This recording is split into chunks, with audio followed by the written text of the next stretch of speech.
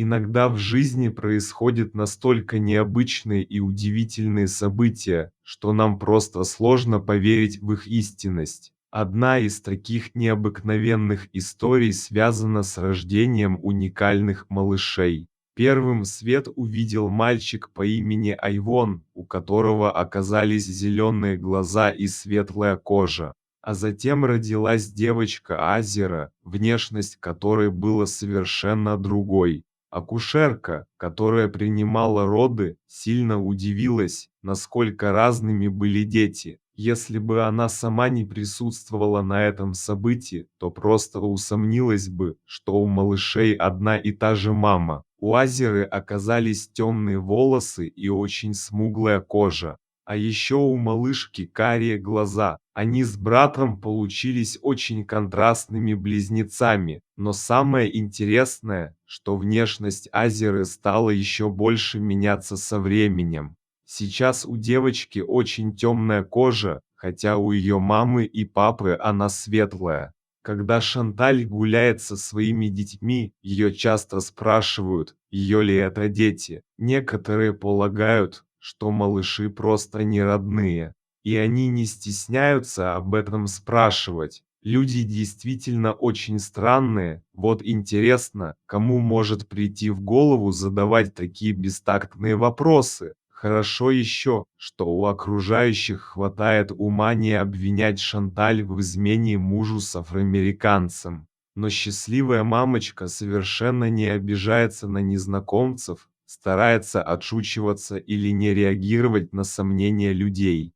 Ведь женщина знает, в чем дело. Оказывается, что дедушка Шанталь по материнской линии был нигерийцем, а отец детей имеет ямайские корни. Генетики утверждают, что Азера и Айвон– яркий пример генетического влияния. Оказывается, наличие в роду представителей другой расы может привести к рождению ребенка с цветом кожи, отличающимся от того, который есть у родителей. Степень смуглости зависит от количества пигмента, которое в свою очередь обусловлено генетической программой, заложенной в клетках. Поэтому иногда происходят такие удивительные случаи, что в семье светлокожих рождается смуглый ребенок.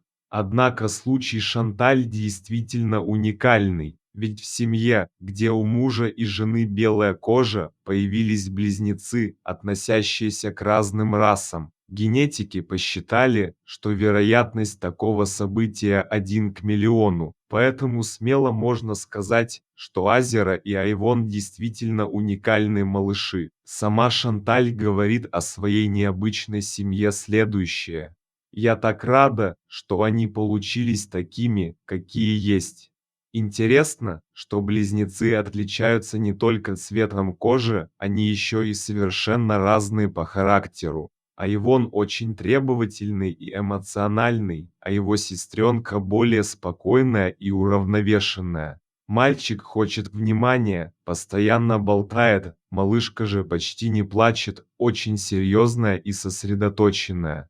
Мама обожает своих необычных детей, ценит их уникальность, считает произошедшее настоящим чудом. Хотя первое время у Шанталь был небольшой шок от того, что у нее появился на свет такой смуглый малыш. Но женщина быстро полюбила прекрасную темнокожую девочку, которая стала напоминанием англичанки о ее африканских корнях. Природа иногда любит посмеяться над нами, хотя наши ученые потом стараются, и вполне успешно, расшифровать ее шутки. Так, генетики смогли понять, как на свет появляются близнецы с разным цветом кожи. Но от этого такое редкое явление вовсе не становится менее уникальным. И так здорово, что мама любит своих таких разных малышей, а у отца совершенно не было сомнений в верности своей любимой. На этом у меня все, друзья. Поделитесь этой уникальной историей с друзьями и близкими.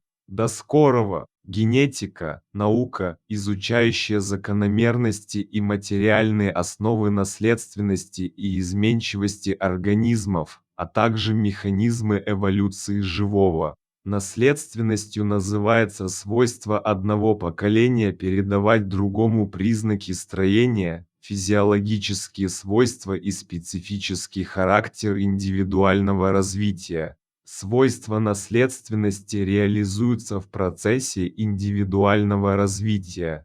Генетика возникла в связи с разведением домашних животных и возделыванием растений, а также с развитием медицины. Термин генетика в 1905 году ввел английский биолог Уильям Бэтсон, происходит от греческого «genesis» и переводится как «развитие» или «происхождение». Генетика служит теоретической основой селекции, науки, разрабатывающей методы выведения и улучшения пород животных, сортов растений, штаммов микроорганизмов. Благодаря совершенствованию методов переноса генов между разными организмами и их экспрессии, в новых хозяевах закладываются основы для получения новых сортов растений, пород животных, генотерапии наследственных заболеваний у человека.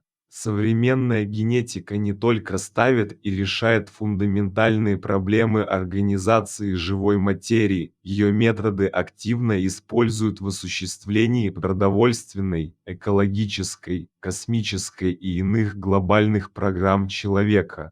Итак, дорогие слушатели, нельзя утверждать, что мать и отец являются конвейером по производству одинаковых детей. Так что наш генотип может отличаться от имеющихся генов у брата и сестры, а мать и отец могут относиться к детям по-разному. Это зависит от пола и культуры, в которой вырос человек. Условные мама и папа являются равной смесью генов своих родителей. Но когда папа и мама нам дают по 50% своих генов, они случайным образом выбирают разные наборы от дедушки и бабушки. Не зря говорят, что кто-то похож на бабушку со стороны папы. Это вполне может быть. Когда у вас появляется брат или сестра, их половина генетического материала не такая же, как у вас. Потому что и папа, и мама случайным образом выдергивают возможные гены из того, что есть у них. Жизненные опыты оказывают очень сильное влияние на жизнь и не связаны с генетикой. Я уже не говорю о том, что вы можете превозмочь свою генетику. Такие приватные моменты не должны быть общими у близнецов. Спасибо за просмотр, ставьте лайки, подписывайтесь на канал, а мы и дальше будем радовать вас невероятными историями, о которых не рассказывают по новостям. Делайте добро, и оно обязательно вернется к вам.